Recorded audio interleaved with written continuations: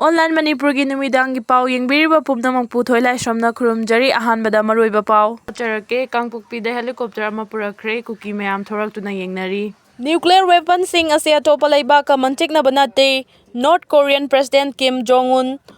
USA na chingba nongpok laibak singa Russia ga muknaringai amadi West Asia thokliba crisis asina malemda lairiba nuclear weapons sing asi landfam da sidinaraklagadra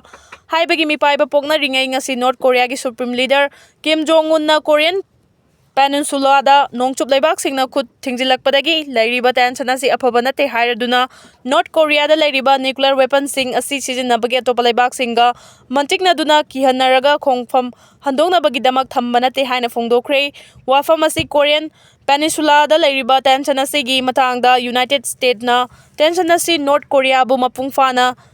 denuclearization tawraba matamda fagadabani haina Fongdokhiba wafamgi paukhum oina Kim Jong-un na pirakhibani. Kim Jong-un na hai North Korea gi nuclear weapons singi tawba ngamba adu nongchup laibak singna taraina lawba chumloi. North Korea da lairiba nuclear weapons sing karigumba topa laibak na North Korea da landana ba honarakpa natraga laiba asigi sovereignty amadi miyamgi ningtamba sogalakpa tarabadi North Korea na sijinnabada chingnaba leite haiki. Editorial kalamdagi lakhocharake gelawmi chingmi tammi sing pullaga Manipur kanminasi Lukokpada len tabaga manaraba Manipuri fibam aruba tanfamda lairi haiba yai state asida mausagi fibam da hanjilakpa ngamnaba Manipur lenga amadi center gi lengakna honaba yaba honaraba sumai pakpa hujik fawbagi oina oidri haibasi lamdam asigi miyamna khangnari. State asida tongan furuf kanglup kuntraga manga muk lairiba asigi manungda khwaidagi hena fibam songna lairiba furuf ama haiba tarabadi yelawmi mitei singni haibasi malemgi miyamna khangnari. Ningsing mathoktraba matamdagi lamdam asida leiraklaba yelawmi singda nauna lamdam asida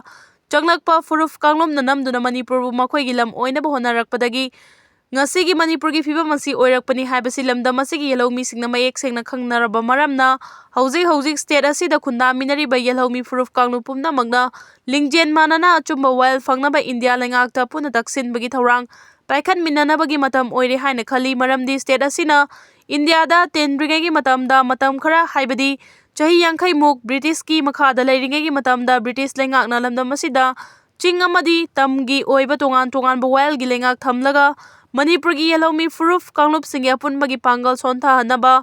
honakhibadagi ngasi fawba India da tillaba fawbada state asida apunbagi pangal sagatpada khudongchadaba amadi awaba kayamuk mayongnaduna leibagum tawri haibasi lamdam asigi CSO singna ikhangda khangnaduna lairibani adu bahawkhiba na haukiba oirabasu mitei gi lai oikhrabar ipa ipu singna matamgi khonglei puyada iduna thamlamba ahum chayangani sanpo taret hingani haiba paurau hangana nainaraga tangai fadana yek salai taret leiba lamdam asiga yelawmi singna puna ipa ipu singna thambiramba Manipur bu kanminanabagi matam oire haiba sing asigi Manipur gi yelawmi singna khangminaraga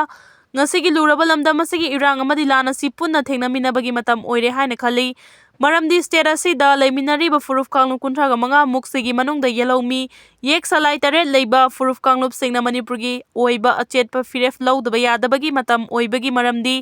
lamdam asida tongan furuf kanglup kaya muksigi manungda nauna lakpa furuf kanglup kaya mukti makhoi gi maramdamda matamgi matung ina hankiba yabagi khudongchaba leiri adubu yelawmi chingmi tamigidi atopa leiba amada chalaga leifam leitabagi maram oiba maramna Manipur bu kanbada state asigi yelawmi chingmi tammi singna punna thengnaminaba chumgani.